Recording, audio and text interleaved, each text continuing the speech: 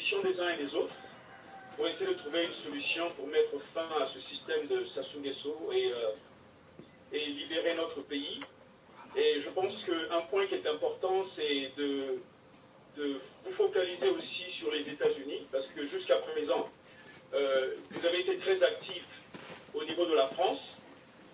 Malheureusement, il y a eu très peu de résultats par rapport à l'aide que le gouvernement français aurait pu apporter par rapport aux solutions du Congo-Brazzaville. Donc on peut certainement lire directement ou indirectement que le gouvernement français n'est pas intéressé à résoudre le problème congolais. La réalité, c'est que nous avons eu 2 prisonniers politiques qui sont sortis. Il y a M. Pika et il y a M. Joseph Modeste Boukadia. Tous sont sortis, tous les 2 sont sortis grâce à l'apport des États-Unis, grâce à la contribution des États-Unis. Et je pense que les Français connaissent très bien le problème. La France connaît bien le problème du Congo-Brazzaville. Et il me semble que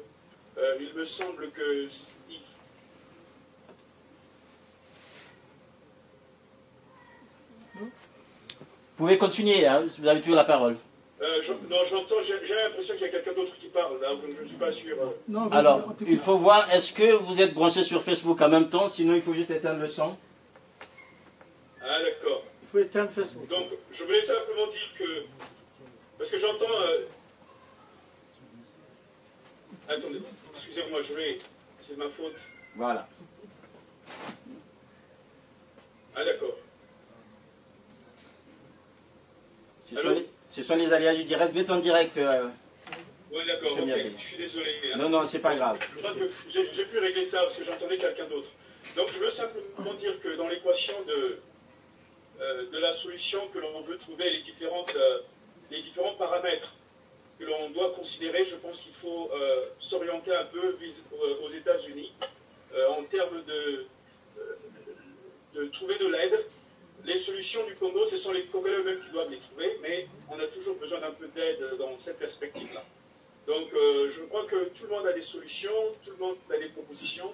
Nous sommes là pour vous écouter et je ne veux pas être trop lent. Donc, je vous remercie vraiment de nous avoir donné la possibilité de parler. Donc, je n'ai pas eu le temps de me présenter. Je suis donc le coordinateur des Assises Congo-USA, qu'on appelle the National Congress of Democracy. Et nous travaillons de manière efficace, mais nous travaillons de manière silencieuse. Donc, c'est pour ça peut-être qu'on ne se montre pas trop sur les réseaux sociaux, parce que nous pensons que la politique, il y a un travail de fond qui doit être fait de manière silencieuse et discrète. Donc, c'est pour ça.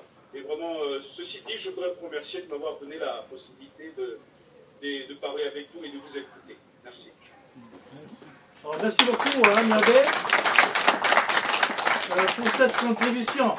Et nous savons tout le rôle, tout le travail que vous menez là-bas, donc notamment à Washington. Continuez dans cette lancée et vous avez ici soulevé une partie importante qui est la question diplomatique. Elle est importante, elle est au cœur du travail que nous aurons à mener, même si nous avons pour fondement dans ce type de rencontre de dire que d'abord et avant tout, comptons sur nos propres forces, sur nous-mêmes, et les autres viennent pour nous aider lorsqu'ils découvrent ce que nous sommes. Et donc notre identité politique doit être suffisamment visible et lisible pour notamment nos partenaires, ceux qui sont appelés à devenir nos partenaires. Merci beaucoup pour ta contribution. Je vois qu'il y a ceux qui sont au niveau du Bénin.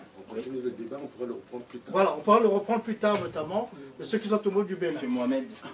On va le prendre. Voilà, on va prendre le Bénin. Est-ce qu'il nous suit, le Bénin? Oui, suit. Mohamed. C'est Sosten. C'est Sosten. C'est Sosten.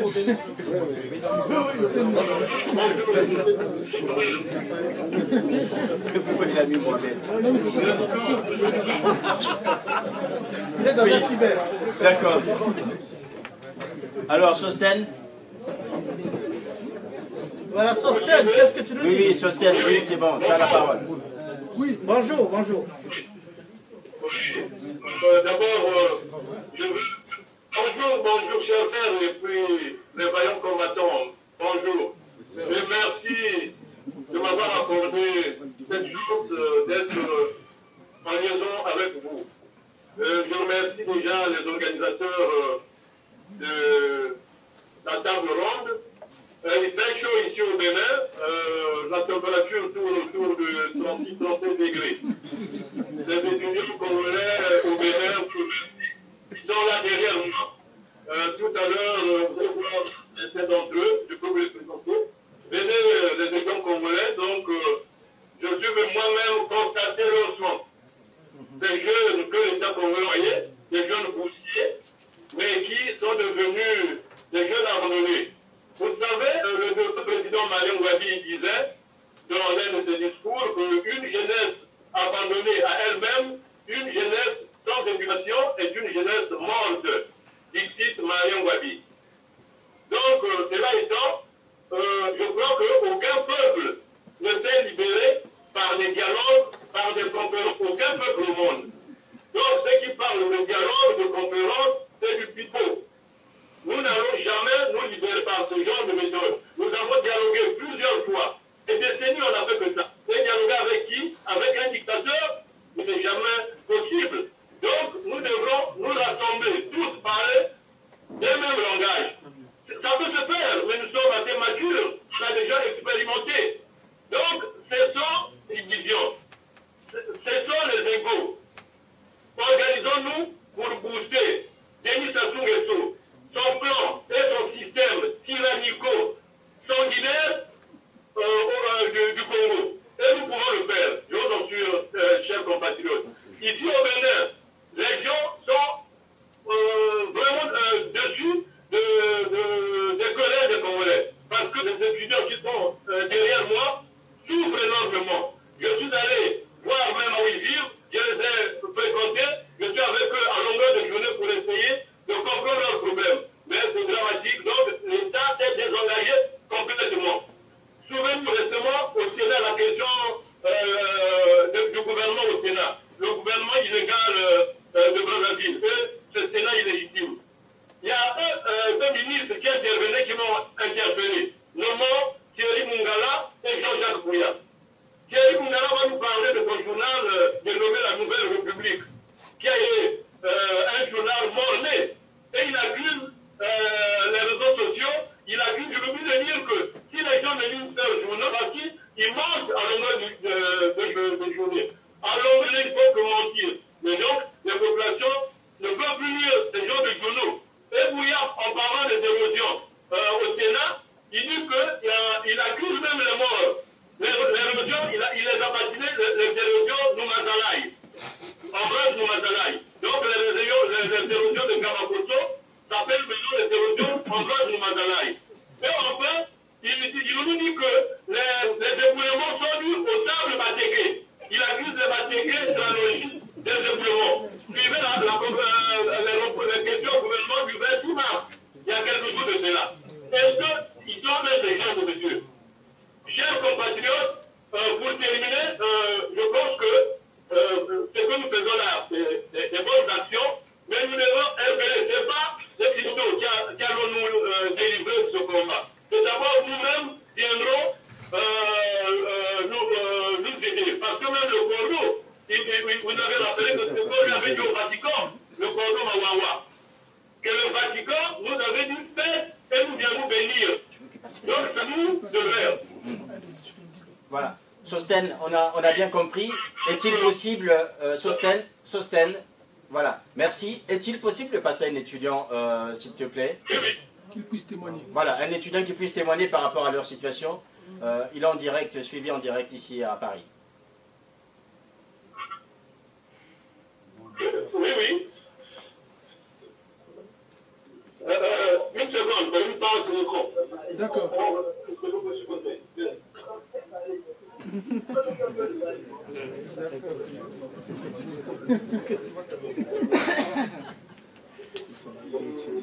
C'est pas grave, il peut cacher son visage. Voilà. Il peut cacher son visage. S'il ne veut pas qu'on le voie, il peut rester debout. Hein. S'il ne veut pas qu'on le voie, il peut rester debout. Comme ça, il va juste, il ne donnera pas son nom, mais juste nous présenter sa situation en tant qu'étudiant congolais là-bas au Bénin. Qu'il parle. Est-ce que tu nous entends?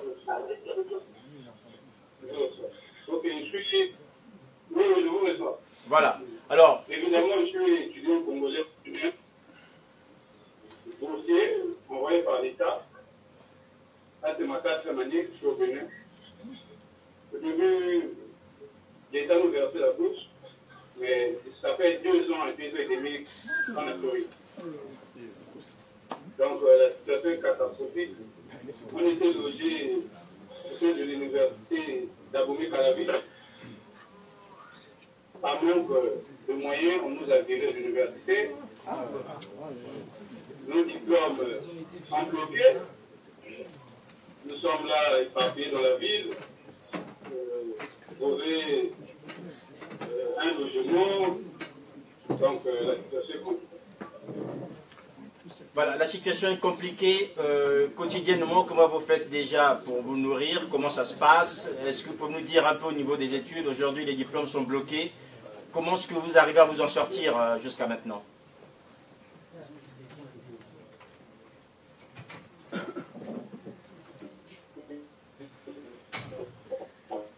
Ceux qui ont des parents, mais probablement pour m'envoyer de l'argent, je suis obligé de créer quelques contacts avec des amis ici au Béninois, oui, bien sûr, pour trouver de quoi manger. On est nombreux dans ce cas. C'est même obligé de changer de religion. J'ai même goûté le christianisme.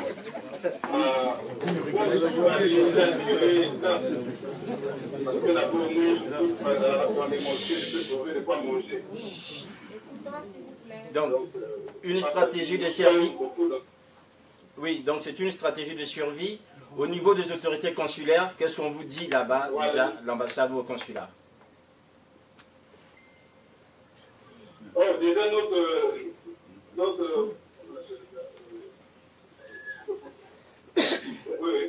consul déjà n'est pas congolais.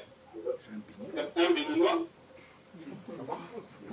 Donc du coup, il n'y a pas tellement de collaboration entre les étudiants congolais et le consul.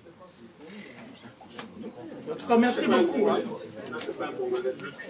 Merci pour vos contributions. Et restez en ligne, vous pouvez continuer à suivre. Voilà. Restez en ligne. Oui, Telama, toi qui es là-bas à Washington, comment vous percevez ce type de problème et comment, je pense que vous avez des interrogations là-dessus, comment vous voyez, en tout cas la réaction des Congolais pour essayer donc de résoudre le problème de ces étudiants? Ben, je crois que ça c'est la démonstration et la démonstration d'un État en déliquescence. Le Congo n'existe pas comme État en réalité. C'est un pays où le gouvernement ne peut pas s'occuper de ses habitants et à l'intérieur et à l'extérieur. Et donc c'est pour ça que pour nous qui sommes à l'extérieur et qui pouvons subsister à nos petits besoins individuels, il faut vraiment que qu'on s'organise et que l'on fixe le point essentiel. Moi, je vous écoute et je suis tout ce qui se passe à Paris. Et parfois, je me pose des questions par rapport aux différents débats et aux différentes approches qu'il y a. J'ai l'impression que l'on n'est pas, malheureusement, on n'est pas unis comme on devrait l'être. Et c'est l'union qui fait la force. Et c'est à travers cette union que l'on peut réellement tacler le problème Sassou Nguesso. Mais si on est divertis et si on est désunis, je crois que ça va être encore un peu plus difficile. Et donc, ce que je veux simplement dire, c'est que il faudrait que l'on se focalise sur l'essentiel. Et l'essentiel, c'est le départ de Sassou Nguesso et de son système. Et je crois que la réalité, nous voir nos frères qui sont étudiants, qui sont là au Bénin, et d'entendre qu'ils changent de religion parce qu'un gouvernement n'est pas capable de leur envoyer la bourse, c'est vraiment des situations qui sont beaucoup de peine. Et on doit tout faire pour se battre pour que M. Sassou Nguesso, avant la fin de cette année, en tout cas dans les jours qui viennent de se lever au pouvoir. Et ça, je souhaiterais que je suis à l'écoute pour entendre les différentes stratégies, peut-être qu'ils ne vont pas se développer ici, les différentes stratégies pour justement ce changement de système. D'accord. Merci beaucoup. Voilà. Nous allons revenir dans la salle. Donc, nous allons continuer dans la salle ce débat. On a écouté tous ceux qui sont à l'extérieur, qui nous suivent, qui continuent donc de nous suivre. Nous allons poursuivre, et peut-être que sur la série des questions, des interrogations qui ont été données, y a-t-il quelqu'un au niveau du panel qui veut donner une certaine... Les questions, il n'a pas été terminé. Il nous reste moins d'une heure. Il nous reste moins d'une heure. Alors, il faut synthétiser le temps.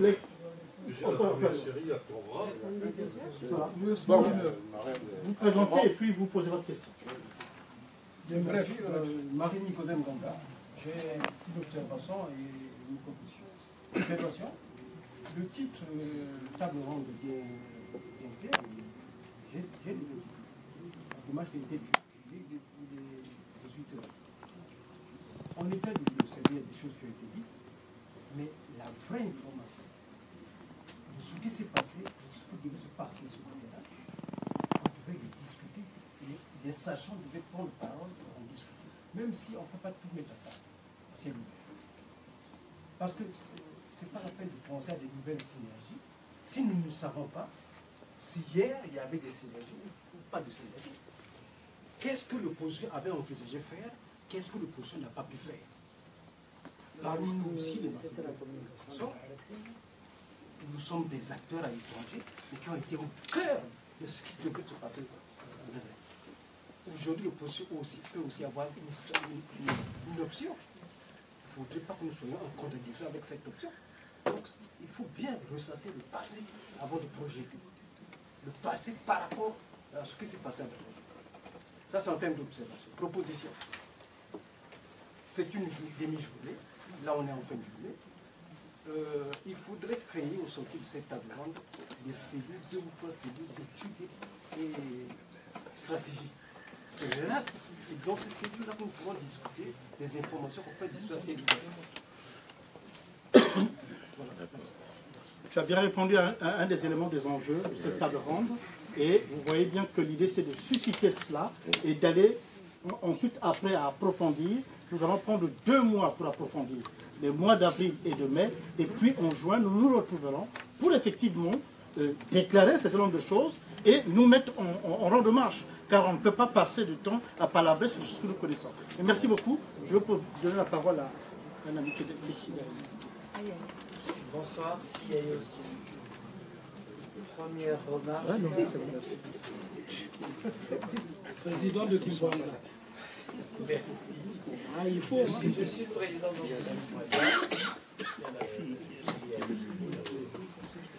des assises. Je posais d'abord la question des assises.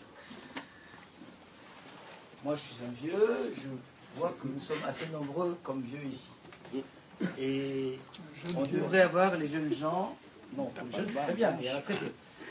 On devrait avoir les jeunes gens avec nous, parce que c'est une lutte qui concerne tout le monde. Et surtout, nous travaillons pour ceux qui vont venir demain. Un petit mot sur le tribalisme. Sur le tribalisme, je crois que sur la totalité des personnes qu'il y avait sur le boulevard des Armées qui se sont retrouvées jusqu'au plateau des 15 ans parce qu'il n'y avait pas de place, il y avait le nord, le sud, l'est, le ceci, le cela, tout ça. Et le système de Brazzaville, c'est... je vais m'épargner de vous citer les noms qui font partie de ce système et qui le font vivre. J'ai vu quelqu'un faire son cinéma dans les rues à Boko ou un truc comme ça, se vantant d'être le président local du PCT, et il n'avait pas vu qu'il y avait des balles qu'on tirait. Donc, essayons de regarder les choses différemment. Moi, les vraies questions que je pose, ce sont celles-ci. D'abord, sur les assises, la question c'était, il faut qu'on ait tout le monde. Il y a des gens qui se désolidarisent de ce système, de ce que nous faisons, parce que depuis 4 ans, dixit certains, nous avons pataugé. Bien. Quelle est l'idée que tu poursuis? L'idée que je poursuis, toi, à l'idée, tu as 2 minutes.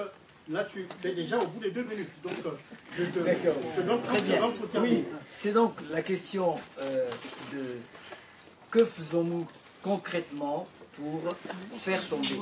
Attention, la différence avec les autres, c'est que je ne souhaite pas la chute. Je ne souhaite pas la chute du monsieur qui est le chef du pouvoir à Brazzaville. Je souhaite la chute de tout un système, ce que nous n'avons pas fait pendant la conférence nationale souveraine. Donc c'est tout un système qu'il faut faire tomber pour qu'on aille plus loin. Et pour ce qui est... S'il te plaît, voilà, on avait dit ceci. 2 minutes pour les contributions. 2 minutes pour les contributions. Hein? Donc essayons d'être dans les synthèses de sa contribution. Pourquoi on appelle ça contribution? C'est parce que ce n'est pas un débat contradictoire seulement. On voudrait que les autres apportent. Hein? Que les gens apportent. Donc tu apportes, et puis comme ça on passe.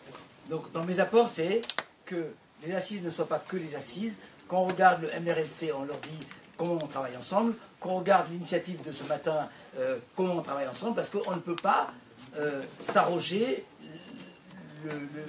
la lutte sur le pouvoir de Brazzaville.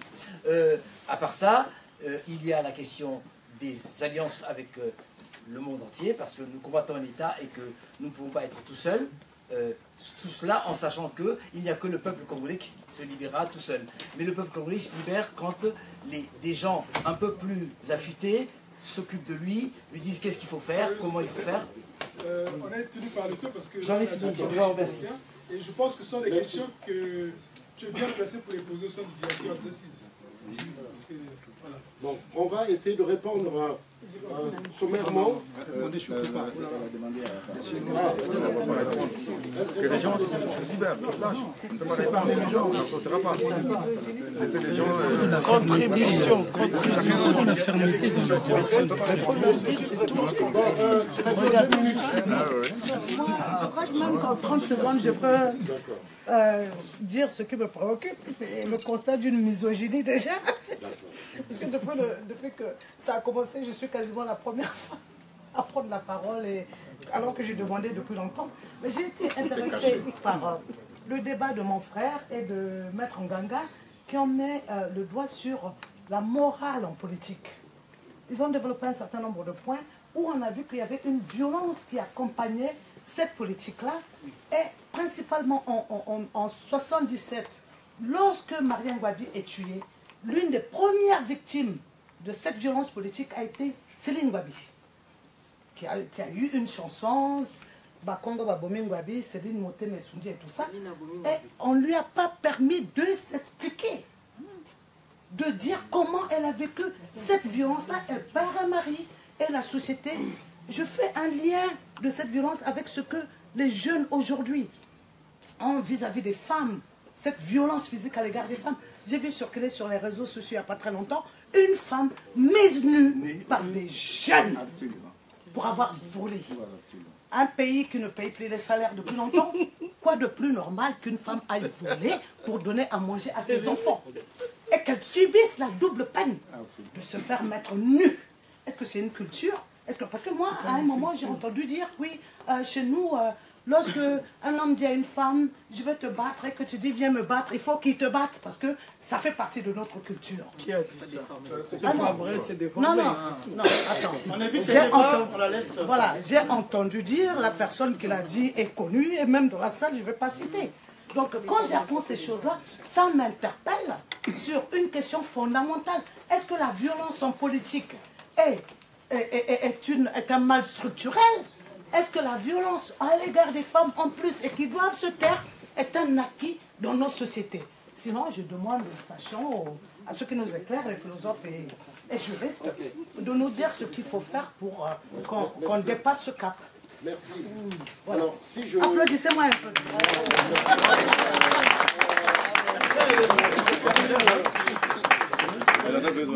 L'intervention de Sadio me permet donc de remonter pour retenir l'essentiel de ce qui s'est dit et répondre à deux, trois questions qui ont été là. Non, ça sert pas à répondre.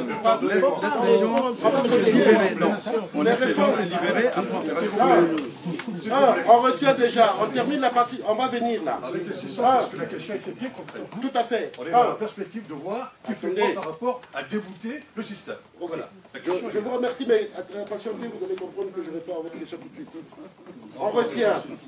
de Sadio qu'il faut qu'elle s'associe à une dynamique pour parler de la question de la femme dans cette lutte. Donc, on retiendra ça déjà dans les conclusions de notre table ronde comme un point à traiter dans les jours à venir avec les groupes de personnes intéressées.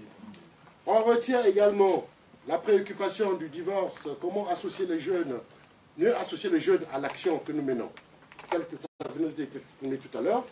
Et également, on retient également qu'il faut peut-être qu'on ait des occasions d'explication sur tout ce qui s'est passé, pourquoi et comment de ce qui s'est passé.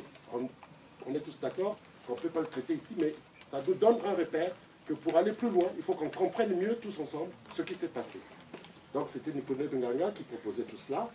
On a vu avec le Bénin qu'il y a une situation quand même d'une jeunesse qui nous regarde et qui a besoin peut-être que nous portions leur cause, la cause du peuple, ces jeunes du Bénin. Et les États-Unis nous ont montré que nous n'avons peut-être pas suffisamment exploité toutes les opportunités qu'il y a aux États-Unis. Il faudrait revenir dessus. Et toi, au Congo, Jérôme nous a invités à essayer de trouver des mécanismes pour sortir des blocages tribalistes, c'est-à-dire ce qu'on appelait les facteurs de blocage subjectifs de cette lutte. On sera toujours reconnaissant de cela. C'est la même question que posait Mingwa, en fait, en termes de blocage subjectif de cette lutte. Est-ce qu'il y a des phénomènes à récupérer ou à examiner, à discuter mieux? Je pense que tout ça nous invite, pour le secrétariat, ça nous invite à avoir des rencontres spécifiques sur ces questions pour qu'on aille toujours plus loin et mieux améliorer nos outils. Ensuite, on revient aux premières questions d'Alexis Passy sur l'insurrection et le dialogue. Est-ce que, où en sont les assises? Le problème, les assises ne sont pas venues ici pour répondre à cela. Au contraire, les assises ont donné l'opportunité pour que chacun dise ce qu'il pense de ces deux options possibles. Mais dans l'urgence, les assises font quoi? Et donc, aux assises, le résumé c'est ceci, on va dire. Lorsque nous parlons de nouvelles synergies, c'est parce que nous partons du constat qu'il y a quelque chose qui n'a pas marché dans le passé. Et que pour obtenir une insurrection populaire, ça ne se décrète pas l'insurrection. Ça se construit. Et pour construire une insurrection, c'est ce que nous appelions tout à l'heure, tous les facteurs de réseautage qu'il faut, comment l'analyse de la situation, il faut bien la comprendre pour que, potentiellement, qu'on puisse lâcher ce qu'il a dit, le nouveau contrat social. C'est ce contrat-là, dans la recherche de ce contrat, que la colère populaire s'exprime différemment. Parce que toute colère populaire n'est pas source de révolution.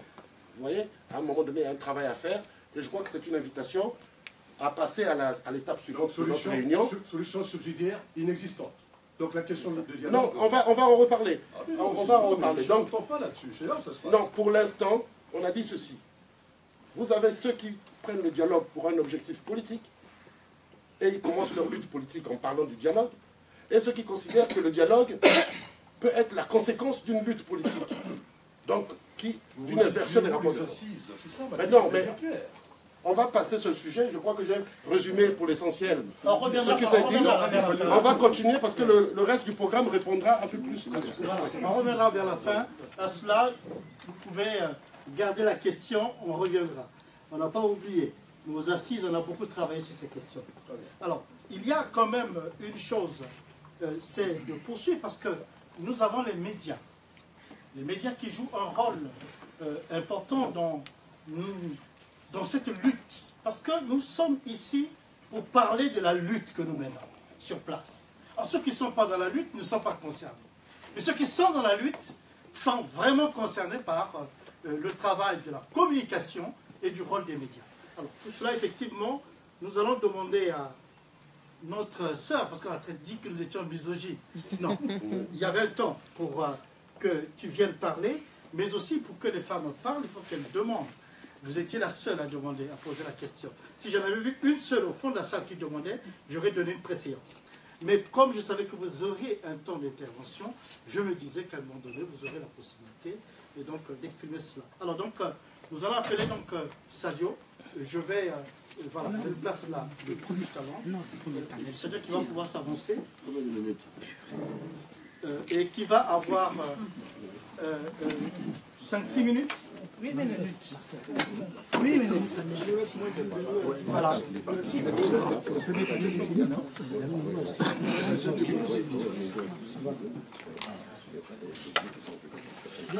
Je vais utiliser mon temps. Hein. Peut-être si j'en laisse, j'en ferai cadeau à quelqu'un. Non, pas cadeau. Vas-y, donc on te donne pas pression et qu'on me laisse parler le temps qui m'est imparti. Alors, chers camarades, chers compatriotes, chers amis, dans une dictature, lorsque on a volé un pouvoir, instinctivement, on veut le conserver. Et quand on veut le conserver, ça veut dire quoi? On veut pas être exposé. C'est-à-dire les journalistes, les avocats, les syndicats. On veut les étouffer pour pouvoir faire le mal nécessaire, étant dans une posture de conservation de pouvoir. Parce que quelqu'un qui est élu démocratiquement a cette envie de développer son pays pour rentrer dans l'histoire de façon positive. Or, ce n'est pas le cas d'un dictateur.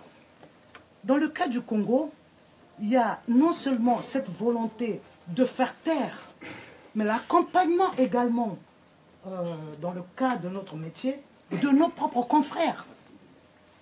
J'ai travaillé souvent dans ce qu'on appelle le CIP, le Centre international de presse, qui ressemble à une boîte d'allumettes comme ça, avec quelques ordinateurs, où le directeur du centre est un confrère correspondant de Associated Press et qui est conseiller du président dans la cellule de nombre de conseillers qui existent dans sa communication globale. Alors, est-ce que ce confrère peut être impartial quand il s'agit de traiter l'information? Et quand on voit le poids qu'il y a, c'est-à-dire, le premier reportage que je fais à Brazza lorsque j'arrive, c'était sur la situation des sinistrés du 4 mars qui habitaient le stade Eboué.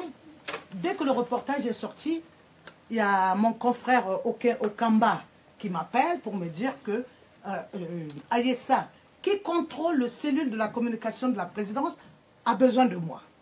Alors pour me protéger, lui, il était obligé de lui dire non, quelqu'un a dû traverser de la RDC pour faire ce reportage-là. C'est pas quelqu'un de chez nous, j'ai appelé tout le monde, j'ai pas. Alors là, moi, tout de suite, ça m'a interpellé. J'ai dit, mais pourquoi Ayessa, quelqu'un qui fait normalement son travail, a besoin de savoir, de contrôler, de voir, alors qu'il n'y avait rien de ce que personne ne savait. Tout était là. Et nos confrères, dès que nous quittons les activités, quand on nous appelle pour aller couvrir, par exemple, une activité autour du président, nous sommes d'abord appelés à la présidence. On va remettre 40 000 francs aux journalistes pour couvrir. Donc je pense déjà que c'est conditionner le journaliste. Une fois que le reportage ne correspond pas aux 40 000, au petit bout de 40 000 reçus, vous avez des problèmes. Et quelqu'un a parlé du cas de Gis Mbemba aujourd'hui, fortuné. On nous a dit que c'est parce qu'il a dit que le président est rentré la queue entre les pattes des États-Unis et qu'ensuite il était en coalition avec Toumi. Toumi aujourd'hui est signataire supposé des accords de cessez-le-feu. Donc qu'est-ce que fait encore mon confrère en prison? Et qu'est-ce que font nos confrères là-bas sur place pour essayer de se battre pour le sortir de là? Il n'y a pas ces mécanismes qui existent chez nous. Et en période de dictature, je pense que l'instinct premier de tout le monde serait d'avoir au moins un point de rencontre pour pouvoir échanger, avoir des données communes pour pouvoir savoir comment réagir en faveur des populations. Or, j'ai compris une chose, quand j'étais à Brazza, le pouvoir a voulu que je sois une journaliste du pouvoir. J'ai dit non, ça ne marche pas avec moi. J'ai vécu ce que j'ai vécu. Je suis journaliste, professionnel de carrière. Je ne suis pas, je ne fais pas communication. Communication, c'est, voilà, on vend un produit. Moi, je suis journaliste. L'objectivité, c'est peu importe, mais l'impartialité est de mise dans notre métier. Alors, lorsque j'arrive ici, ce que je constate, c'est que l'opposition a pratiquement les mêmes besoins que le pouvoir. C'est-à-dire, un journaliste doit être celui de l'opposition, où tu es vendu. Donc, je ne comprenais pas au départ que aller interviewer nos vis-à-vis, parce que même le journaliste a une seule obligation, c'est lorsque son pays est en guerre avec un autre pays. Là, tout le monde, tout de suite, nous devenons tous des soldats pour notre pays. Mais dans notre cas, il se passe que c'est Congolais contre Congolais. Même en cas de dictature. Moi, je me pose la question aujourd'hui, si Hitler avait donné la possibilité aux journalistes de l'interviewer, combien ne se seraient pas bousculés au risque de leur vie? Combien ne se seraient pas bousculés? Parce qu'on voit qu'aujourd'hui, en Syrie, les journalistes y vont. Pourtant, il y a la guerre. Pourtant, la première balle peut les toucher. C'est-à-dire, c'est l'engagement que fait le journaliste. En 25 ans de carrière aujourd'hui, parce que je les ai bien pimpantes, j'ai fait 15 ans de presse internationale dans beaucoup de pays et j'ai pu voir les convergences. Par exemple, Marc ne me contredira pas qu'au Mali où il a travaillé, à la Bourse du Travail, c'est le lieu de convergence de tous les démocrates. Dès que le pays va mal, tous les démocrates se retrouvent là-bas pour pouvoir mener, avoir un lieu commun, pour pouvoir mener des actions communes et protéger leur démocratie. Nous, que ce soit ici, au pays, on n'a pas ça. Et le pire encore, c'est que nous ne comprenons pas qu'il puisse y avoir opinions divergentes au sein de nous-mêmes. Sans contradiction. Moi, je pense que la contradiction est le ferment même de ce qui peut être le levier pour l'essor de toute pensée, de toute démocratie. Quand nous nous interdisons la contradiction, je ne sais pas, c'est pour en arriver où. Donc ce que je demanderais ici, et peut-être là-bas, c'est qu'on puisse mettre une structure en place où nous pourrions travailler en symbiose, collecter des données pour pouvoir donner une bonne visibilité à ce que nous faisons. Parce que jusque-là, c'est chacun ce qu'il peut, comment il peut, ainsi de suite. Un centre de ressources. Donc, merci beaucoup. Merci. Alors, je profite de l'occasion avant, parce qu'on n'a plus beaucoup de temps. On a une demi-heure, on a donc 2 communications qui n'ont pas été encore livrées. Et je vais céder la parole au doyen Gouarndoba. Mais entre-temps, je voudrais vous présenter les 2 amis qui sont arrivés là. Monsieur Archip Yepmou et Madame Julie Ouono, qui sont les responsables de l'association Internet sans frontières. On les a appelés pourquoi? Parce qu'actuellement, ils font un travail énorme en matière des problèmes de décryptage, de lutte contre les pays qui bloquent les Internets et autres. Là. Et théoriquement, on devra organiser avec eux pour les Congolais une séance future. Et c'est pourquoi ils sont venus aujourd'hui. On leur donne 2 minutes pour vous dire en 2 mots ce qu'ils ont. Hein, parce qu'après, on fera avec eux une séance spéciale sur la sécurité Internet. Et vous verrez qu'on est écouté tous les jours, que nos mails sont lus partout. Et que les chefs d'État africains sont devenus les premiers clients de ces sociétés-là. Mais ils vous le montreront après. Donc on vous donne 2 minutes de parole, mon cher. Bienvenue parmi nous. Merci. Bonjour, merci beaucoup, cher Alexis, de nous avoir présenté Julie Ouono et moi. Julie est la directrice exécutive d'Internet sans frontières et on travaille sur les questions de cybersécurité, de surveillance de masse. Et on s'est rendu compte ces dernières années que l'Afrique francophone, l'Afrique centrale en particulier, était le terrain en fait de test des outils de surveillance et que tous les il y avait un syndicat même de la surveillance qui s'était créé en Afrique qui se manifeste par des échanges de échanges de tactiques, échanges de savoir-faire entre les services de sécurité des différents gouvernements, parce qu'aujourd'hui, Internet est devenu le principal outil de communication des sociétés civiles, de vous, des personnes qui, par exemple, souhaitent faire avancer l'agenda démocratique. Nous, on produit des analyses, des expertises sur ces questions de surveillance, et surtout, on essaye de rendre,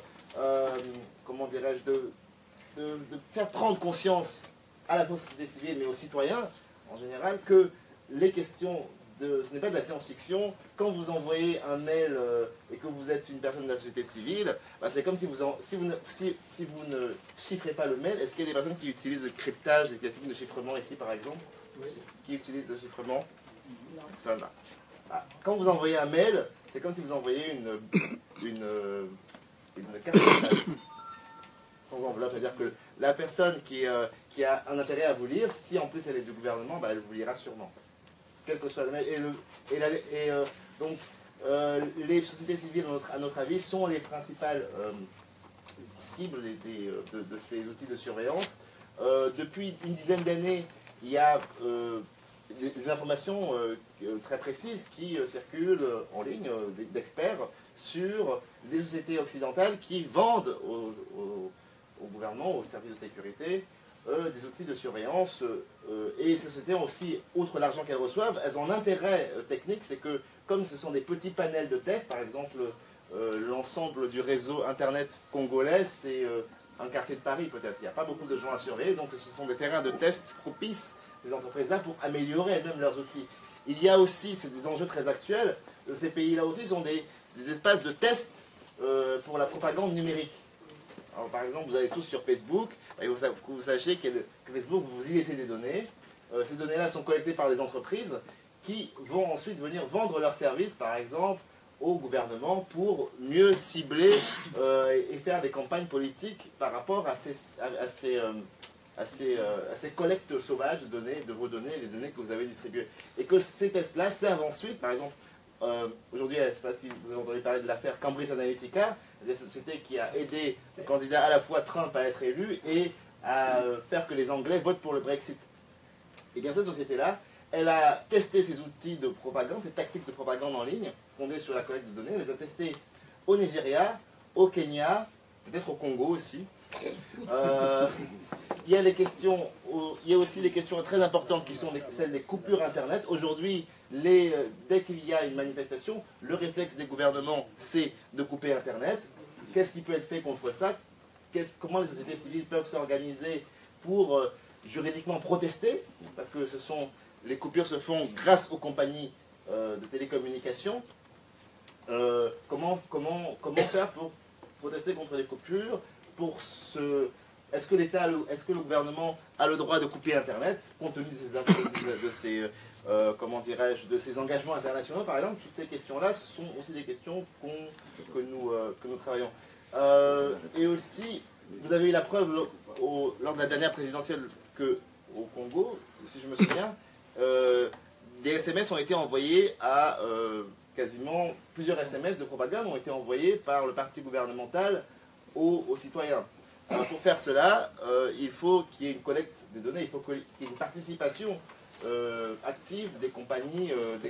Oui, tout à fait. C'est tellement intéressant que on va garder. Il y a déjà le 7 avril, ils organisent quelque chose à la Bourse du Travail de Paris, et on prend rendez-vous avec eux, avec l'assistance dans les actes de cette table ronde. On fixera un jour qui sera essentiellement consacré à ces questions-là, où tout le monde va passer à la pratique. Voilà. Donc, je vous invite déjà, si ces questions vous intéressent, si vous voulez avoir des tactiques de base pour, par exemple, apprendre à chiffrer vos conversations sur votre téléphone portable, de passer, nous organisons la première journée des droits numériques, de la démocratie et des droits numériques en Afrique francophone. Ce sera samedi prochain à la Bourse du Travail de Paris, à partir de 11h, métro Place République. Ce sera toute la journée. Merci. Voilà. Merci beaucoup, vraiment. On peut continuer, donc on va céder la place à un animateur. Question? On l'écoute et puis après il nous restera les 10 minutes pour les questions.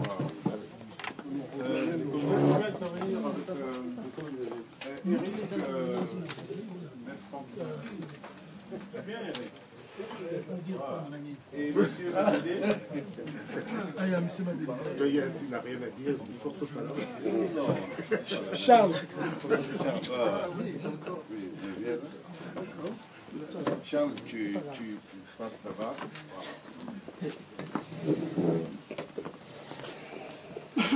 Bon, alors, nous serons très économes en termes de temps.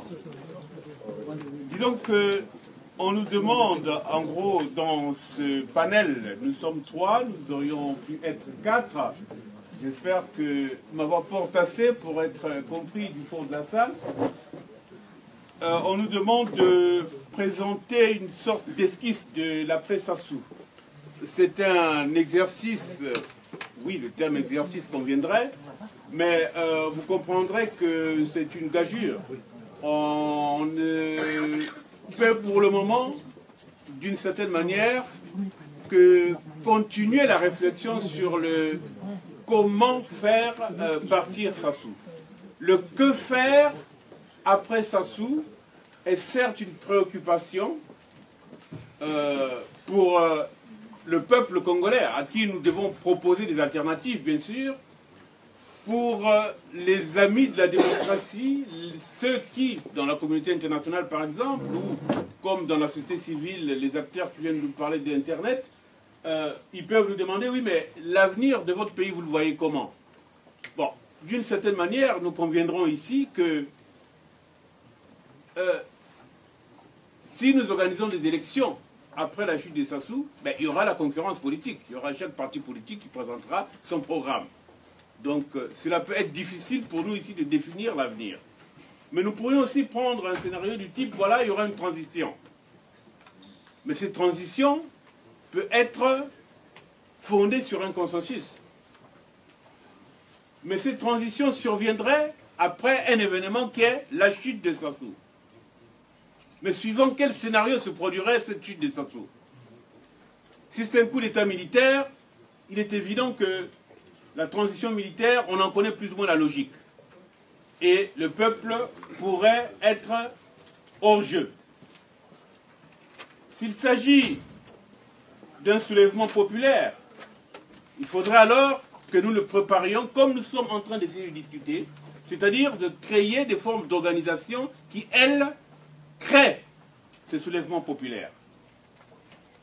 Mais il est certain aussi que nous devons être réalistes et savoir que Sassou, c'est un tyran qui veut laisser au Congo une monarchie tout en étant lui-même président à vie. Donc ce scénario, nous devons l'avoir à l'esprit, de manière, j'allais dire pragmatique, mais enfin, je dirais réaliste. Autrement dit, Sassou peut faire le Nkurunziza. Nous luttons, on fait des actions, le peuple se déploie, il peut même y avoir des actions armées comme il y en a eu au Burundi, mais Sassou maintient qu'il a la légitimité, que c'est lui qui est élu. Et cela jusqu'en 2021. Et à partir de 2021, il continue de faire comme Nkurunziza, il dit non, la commission électorale est là, elle est reconnue, bon, d'accord, j'accepte une petite négociation, avec la communauté internationale, mais modèle burundais, cette négociation avec la communauté internationale, c'est avec la CEAC en ce qui nous concerne, ou la grande commission des bassins du Grand Lac en ce qui nous concerne également, et là, ça devient des sables mouvants. Donc du coup, ce n'est pas pour dire que ce scénario de Sassou va triompher, c'est pour dire qu'il faut l'avoir à l'esprit et continuer de travailler pour que ce qui me semble, ou aux assises, quand nous avons discuté au comité d'organisation, ce qui nous semble porteur, c'est de créer les conditions de ce qu'il est juste d'appeler une révolution. Alors, dans cette optique où une révolution aboutit, et en même temps, pour créer les conditions de cette révolution, ce qui a été demandé à Maître Éric Pantou et à notre ami Charles Madédé, c'est de faire état de certaines initiatives qui peuvent à la fois nous aider à faire tomber Sassou, d'une part, et d'autre part, nous aider à envisager le futur, c'est-à-dire l'après Sassou, passant par une action révolutionnaire. Je vais leur laisser la parole, tout en... oui, monsieur le président de la Je ne sais pas, je n'étais pas dans le comité préparatoire de cette table ronde. Je ne sais pas ce qui va être dit par Maître Pantou et par Charles Madédé, oui. Mais je ne sais pas si c'est le lieu, le moment, de dire ce que nous devons faire pour faire partir Sassou. Je ne sais pas. C'est une question qu'on nous pose.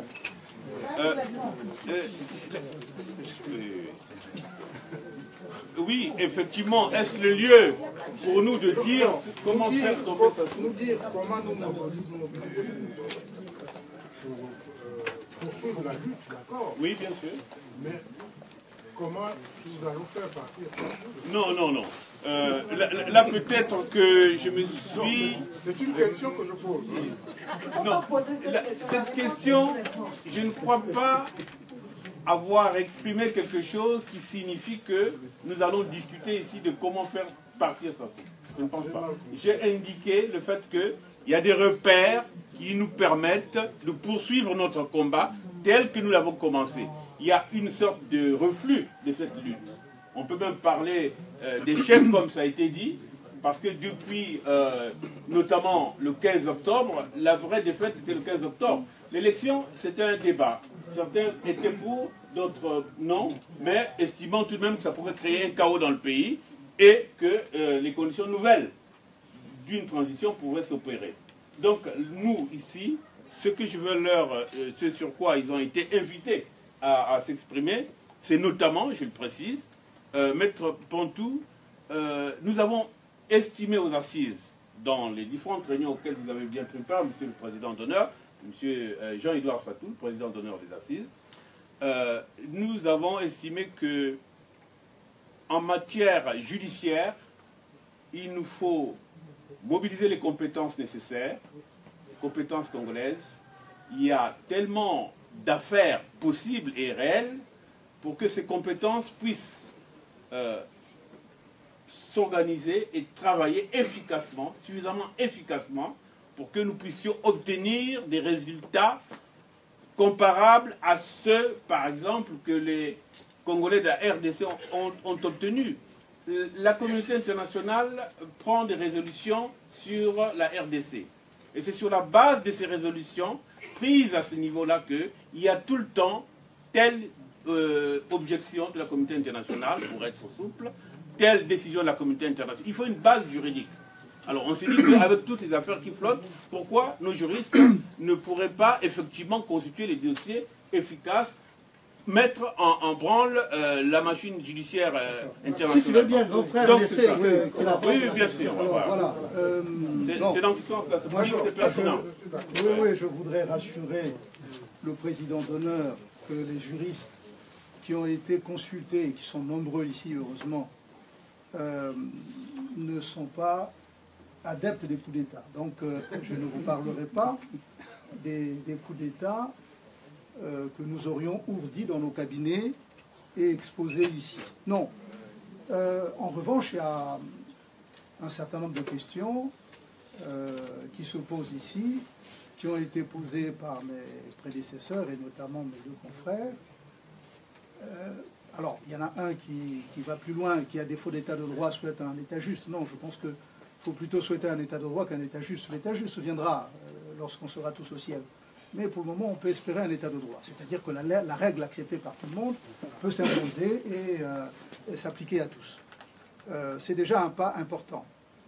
Et lorsqu'on pose la question de savoir pourquoi, justement, les règles qui semblent avoir été adoptées par tous, ou en tout cas par ceux qui les revendiquent, ne s'appliquent pas quand il faut les appliquer, ou alors on les écarte parce qu'il y a, au fond, une culture de l'impunité chez nous. C'est un mal terrible, l'impunité. Elle autorise certains qui ont du pouvoir à l'irrespect de la vie qui est sacrée, à la vie humaine qui est sacrée, et puis à s'attribuer toutes les richesses du pays. C'est une situation alors que l'on constate dans les États dictatoriaux, et le nôtre, bien entendu, est un État dictatorial, certains disent même tyrannique. Donc les juristes ont certainement, non pas des solutions, mais quelques recettes pour pouvoir mettre fin à cette situation. Concernant les violations nombreuses des droits de l'homme et des droits fondamentaux dans notre pays, un certain nombre d'instruments juridiques internationaux existent, mais lorsque l'on veut les mobiliser, lorsqu'on veut mobiliser ces instruments, il nous manque les matériaux. Et d'ailleurs, j'ai souvent discuté avec un certain nombre de compatriotes qui disent « Oui, mais les juristes, les avocats que vous êtes, vous ne faites rien. » Mais l'avocat ne va pas chercher la preuve de la violation qui a été commise ici ou là. On lui apporte un certain nombre d'éléments, il les met en forme et il saisit éventuellement les juridictions. il mobilise les instruments juridiques qui sont à sa disposition. Mais il ne va pas chercher les preuves. Et donc, au fond, le jour où vous aurez donné la capacité, quand je dis vous, ce sont les populations congolaises, celles qui sont massacrées, celles qui subissent, lorsqu'elles auront donné les éléments nécessaires pour acculer ceux qui les violentent, eh bien, nous aurons fait un pas. Parce que ce qui manque, malheureusement, dans un certain nombre de dossiers que l'on prétend porter devant la Cour internationale, la Cour pénale internationale ou telle Cour de justice, c'est que, malheureusement, d'entrée de jeu, ces dossiers sont mal fagotés, elles ne sont pas dignes d'intérêt, et donc, au-delà des postures de communication, elles n'aboutissent pas. Le Conseil de sécurité n'est pas saisi, le procureur auprès de la Cour internationale non plus, ou alors, enfin, quand on les regarde, on dit non, non, non, ce dossier ne peut pas prospérer parce que... voilà. Voilà, succinctement dit, ce à quoi la Commission travaille. Alors, c'est un travail patient, hein, bien entendu. C'est un travail difficile, patient, parce que nous devons rassembler un certain nombre d'éléments. Et lorsque nous les aurons, bien entendu, nous reviendrons vers vous pour dire dans quel sens ou dans quelle instance nous allons nous dirigerons. Voilà, pour le moment, pour ne pas être long, voilà l'observation que j'avais à faire. Est-ce que, Madédé, tu peux te donner 4 minutes, on vous donnera la parole tout à l'heure, 4 minutes pour... ça peut aller? Parce que je vais vous dire, je vais être clair et vrai avec vous. S'il vous plaît, s'il vous plaît, s'il vous plaît, s'il vous plaît. Nous sommes devant des questions pratiques. Hein. Je vais aussi dire ici clairement un enjeu. Nous avons pris du retard. Si nous prenons du retard, c'est parce que beaucoup de ceux qui sont ici étaient ce matin quelque part. Le temps d'abattement était d'1 heure par rapport à l'heure de fin là-bas. Ça met la difficulté pour qu'on démarre à l'heure ici. Et donc, il est normal qu'à un moment donné, le temps va plus vite que nous. Et ça aussi, c'est parce que nous ne savons pas nous organiser et nous aimons mettre du chevauchement dans nos programmes. Et donc, si nous commençons par nous discipliner et faire en sorte que lorsqu'une organisation a prévu une réunion à date X, que soit on ne le fasse pas, c'est toujours mieux. Et nous l'avons fait durant tout le mois de mars. Nous aurions pu organiser cet élément depuis le mois de février. Nous ne l'avons pas fait parce que chaque week-end, il y avait des réunions. Mais lorsqu'on a fixé la réunion, nous avons effectivement le problème de la concomitance d'autres activités. Et il a fallu négocier fort pour obtenir que les choses ne se passent pas dans le même créneau horaire. J'invite vraiment au sérieux politique. Ah, c'est ça justement la question. Le sérieux politique. Et nous devons apprendre à travailler ensemble et à aller droit vers ce qui est juste et qui nous permet de nous en sortir. Je demande vraiment des excuses parce que nous avons prorogé d'1 heure le temps. Et nous avons été obligés de rallonger, de payer en plus. Et nous ne pouvons plus rallonger puisque je pense qu'il n'y a pratiquement plus rien dans les caisses. S'il y avait des gens qui cotisaient, oui, nous pouvons rallonger encore d'1 heure. Mais là, effectivement, c'est un peu le cas dans lequel nous nous trouvons. Nous sommes obligés, effectivement, d'inviter donc à la mise à fin de ce moment. Nous accorderons 4 minutes à notre frère Madédé et pour qu'il nous expose l'option effectivement d'une procédure qu'il a mise en marche entre-temps. Et le retard.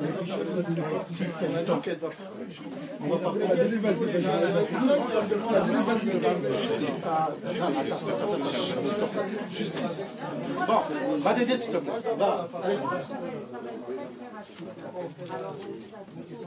S'il vous plaît, si on pouvait écouter la sœur, merci. On a entendu toutes vos théories qui sont très fantastiques. Mais moi, la question que je me pose réellement, est-ce que vous associez le peuple congolais à cette révolution? Parce qu'on entend beaucoup de choses. Mais finalement, vous avez besoin du peuple congolais pour que ça soit demain déstabilisé ou pour qu'il quitte le pouvoir. À quel moment vous l'associez dans tout ce que vous dites? Parce que finalement, je parle d'ici sans rien en fait. Table ronde pour comment faire pour que ça se quitte. Oui, parce que... Je parle non, parce que je venais ici. Il y a un autre qui me connaît. Alors, je vais juste, s'il vous plaît, je vais juste remercier notre sœur parce que l'enjeu c'est cela. Car la question c'est que nous nous disons que nous voulons faire renverser Sassou, nous voulons que ce soit une révolution, que ce soit une insurrection, mais une insurrection se construit. C'est une œuvre. Donc, comme toute œuvre, ça se construit. Et dans ce cas, effectivement, nous sommes ici pour tirer les leçons et prendre le pas pour travailler à réussir effectivement le renversement donc, de ce régime qui continue de faire mal à notre pays. Madédé. Merci Justice. Bonsoir à tous et merci aux Assises qui a pu organiser cette table ronde que moi j'appellerais plutôt une table ronde plénière parce qu'on n'a pas le temps d'échanger. Moi je m'attendais à ce qu'il y ait plus d'échanges pour la compréhension. C'est là où les différentes idées se confrontent que jaillit la lumière. Donc mon propos, je vais plutôt commencer en répondant à la sœur qui nous a interpellés, parce que le peuple n'a pas sa place apparemment dans ce combat. Et je veux aussi rassurer M. Satou que on ne parlera pas des mécanismes de mise en œuvre qui sont souvent secrets, confidentiels. Mais en matière de chute d'une dictature, en matière de chute, il faut toujours mener une ligne claire. Si vous menez une ligne confidentielle, vous n'aurez pas le peuple avec vous. Alors ça va être des solutions que nous récusons aujourd'hui. Le coup d'État, le doyen Magloire vient de le dire, si nous prenons comme solution pour faire tomber le système, si nous prenons le coup d'État, nous ne sommes pas sûrs de ceux qui organisent le coup d'État, si c'est des démocrates, s'ils viendront mettre en place l'état de droit. Et j'ai bien suivi avec beaucoup d'attention les exposés de nos éminents, je les appelle éminents parce qu'ils ont été très brillants, avocats. Ils ont retracé le problème du Congo. Parfois, nous ne faisons pas attention à ce que les juristes disent. Le problème du Congo est juridique. Et juridique, pourquoi? Parce que le début du contrat social a été faussé. En fait, depuis 1958, tous les contrats sociaux qui ont été mis au Congo sont des contrats sociaux élaborés par les gouvernants, par ceux qui arrivent au pouvoir. Ils phagocytent, enfin, ils mettent en place leurs propres contrats qu'ils manifestent dans une constitution. Et souvent, c'est du despotisme constitutionnel. C'est-à-dire qu'ils mettent dans des constitutions un despotisme dans lequel ils accaparent tout le pouvoir. Un Camerounais disait, je reprends son terme, il dit que c'est des régimes de conservation de pouvoir. Moi, j'appelle ça du despotisme. C'est-à-dire, pour conserver un pouvoir, on est obligé d'avoir la justice. Maître Nganga l'a dit, avoir la justice entre ses mains pour contrôler. Et on n'aura pas le temps, malheureusement, de rentrer dans le détail du système, comment je le schématise, parce qu'on m'a accordé que 4 minutes, je vais aller très vite. Donc, Alexis, tu peux laisser tomber, parce que si on rentre là, ça va prendre au moins 10 minutes. Et donc, on a un problème de contrat social. Le contrat social, il est matérialisé dans une constitution. Et quand le contrat social n'est pas l'émanation du peuple, et le peuple est dominé, il ne se retrouve pas dans les lois. Normalement, certains auteurs diraient que la loi n'existe pas parce qu'elle n'est pas l'émanation du peuple. Nous sommes dans ce problème. Comment arriver, je vais vite, on aura peut-être d'autres occasions, comment arriver à avoir un véritable état de droit, un véritable contrat social? La première étape, c'est d'abord de détruire le contrat ou le texte ou l'outil qui donne au dictateur toute sa force. Et en l'occurrence, le dictateur du Congo puise sa force dans sa constitution. Sa constitution de 2002, la loi fondamentale de 97, la constitution de 2015, toutes ces constitutions, ce sont des constitutions qui donnaient et qui donnent encore aujourd'hui au dictateur de Brazzaville tous les pouvoirs. Maître Nganga ici, il a défendu brillamment certains prisonniers, il n'a pas pu. Pourquoi? Parce que le système judiciaire est verrouillé. Le système judiciaire, c'est un pouvoir. Et quand un chef d'État prend ce pouvoir en lui, n'importe quel avocat, il peut être le plus brillant du monde.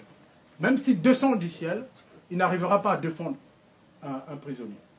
Parce que le dictateur, il agit avec son téléphone, il peut téléphoner, le magistrat sait que s'il ne prend pas la décision qui le satisfasse, il sait qu'il sera viré.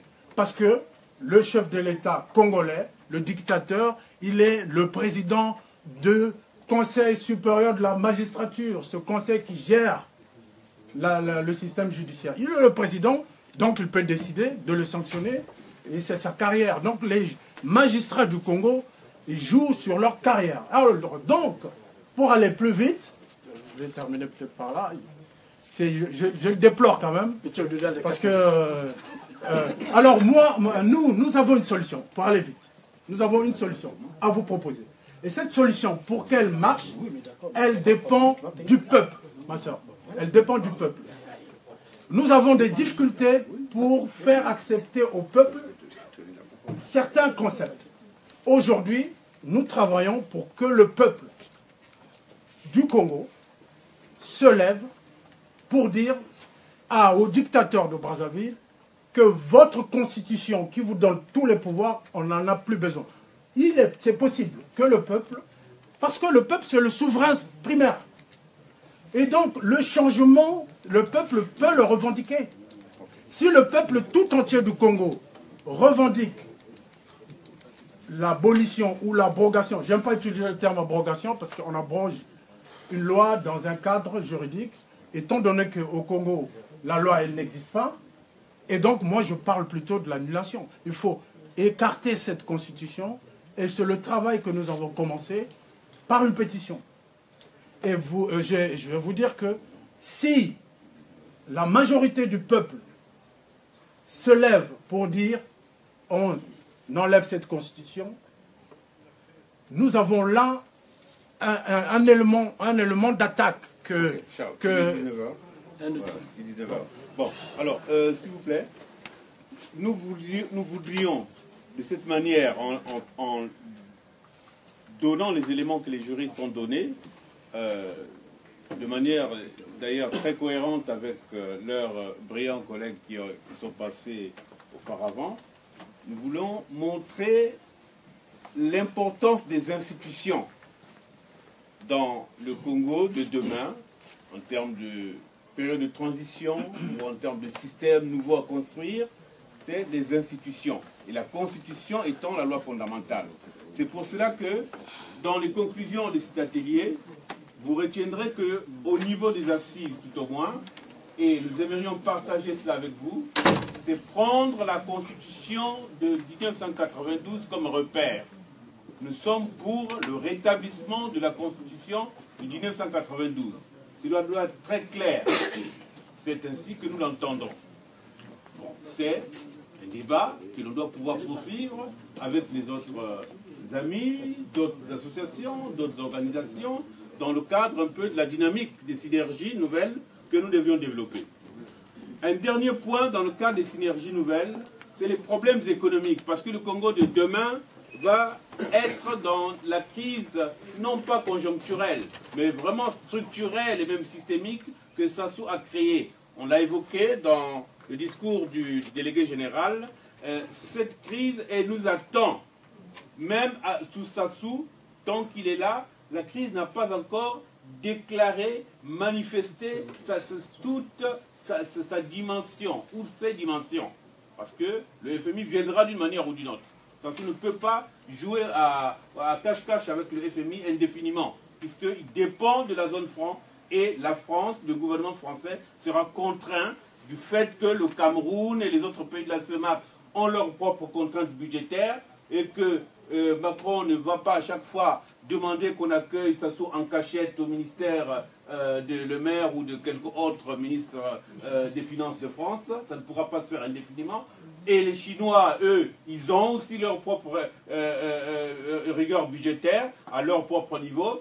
Le temps des amitiés du parti à parti, et tout ça, ça existe. Mais c'est aussi d'ailleurs grâce aux Chinois qu'on a été amené à découvrir une partie, peut-être infime, de ce qu'est le gros trou des Danaïdes qui a été créé par Sassou en matière de finances publiques.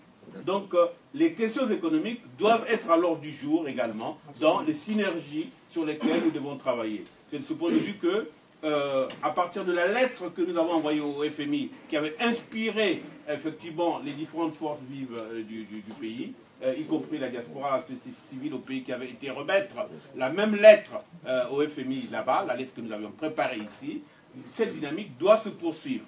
Et dans ce sens-là, nous sommes pour un réseau également de synergie sur les questions de la politique économique, notamment sous l'angle de la défense des droits économiques, sociaux et culturels des citoyens congolais. Alléluia. Merci. Il faut ajouter la question essentielle qui devait permettre Ndaba et mettre Ndaba et puis mettre... Tout à fait. La question essentielle... Non, Alexis, il ne faut pas passer ça outre. Il faut poser la question de la qualité des hommes. Ça, c'est une question très importante. Regardez que nos intellectuels, nos élus, sont corrompus. Et toutes les institutions de la République, animées par les cadres, ce sont eux qui peuvent informer ce fameux peuple dont on demande qu'il se soulève. Ce sont des intellectuels qui peuvent écrire, qui peuvent conscientiser les gens pour qu'effectivement ils prennent conscience des difficultés qui sont les leurs. Alors, si vous ne mettez pas la question de l'éthique au centre de la question, ça, toutes les problématiques que vous faites là... Tout à fait. Donc, merci. Attendez, on a fini avec l'heure, on est arrivé à 19h passées.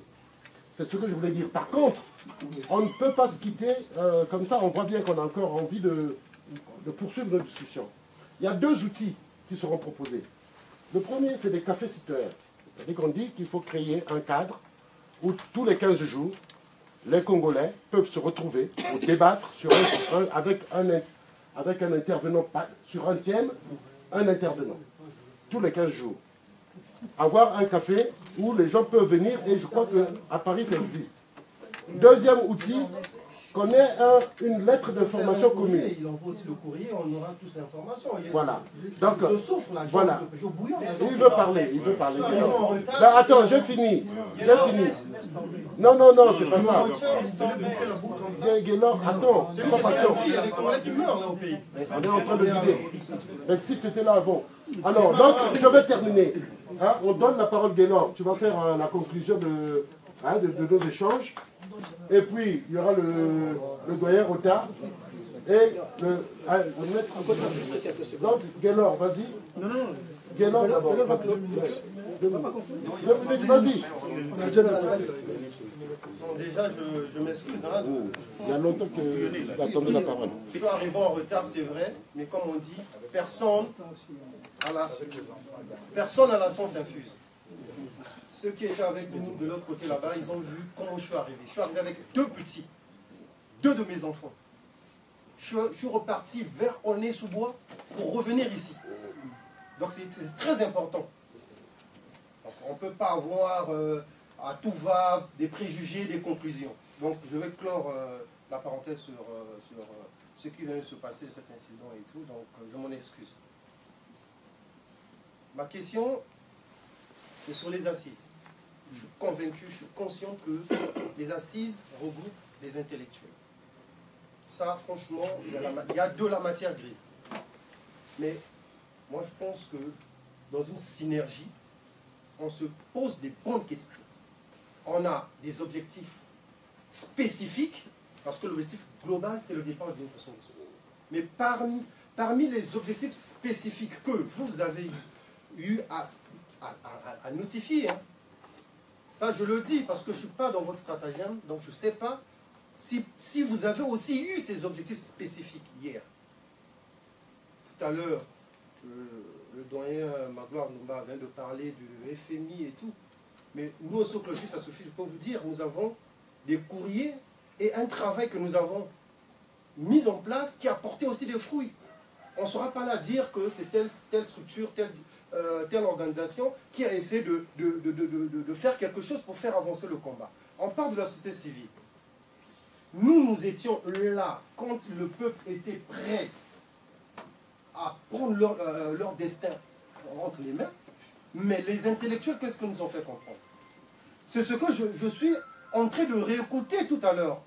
Mais Pierre Bouyoya, du Burundi, il est arrivé au pouvoir pas par un coup d'État. Le président ghanéen, Jerry Rawlings, il est arrivé au pouvoir pas par un coup d'État. Aujourd'hui, le Ghana, ce n'est pas un État démocratique. Pourquoi avoir des préjugés?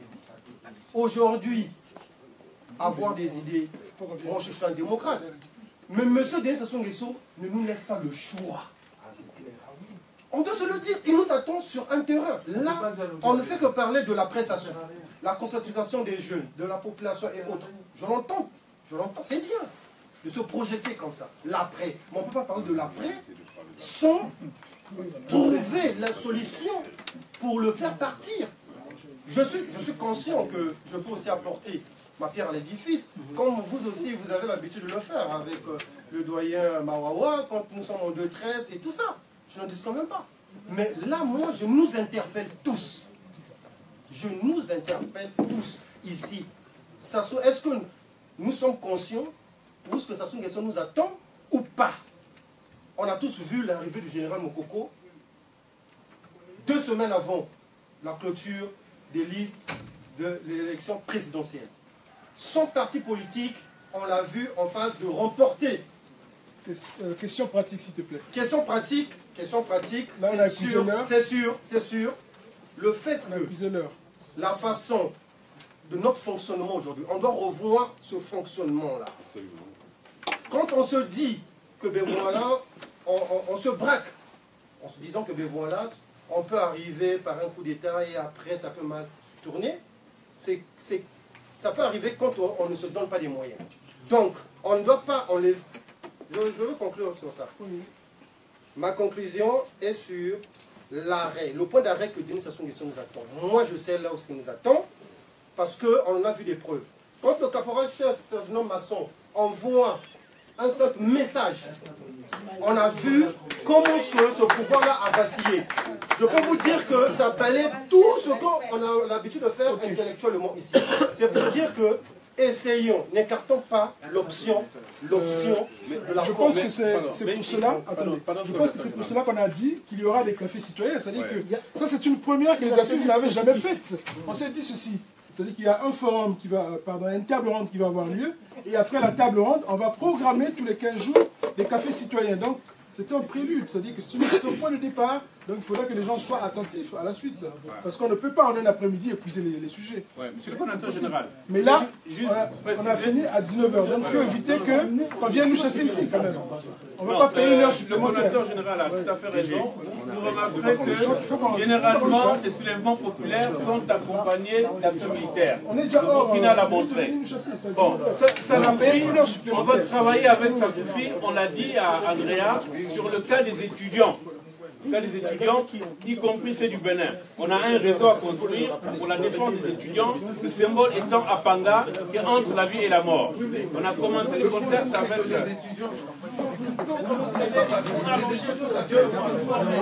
Non,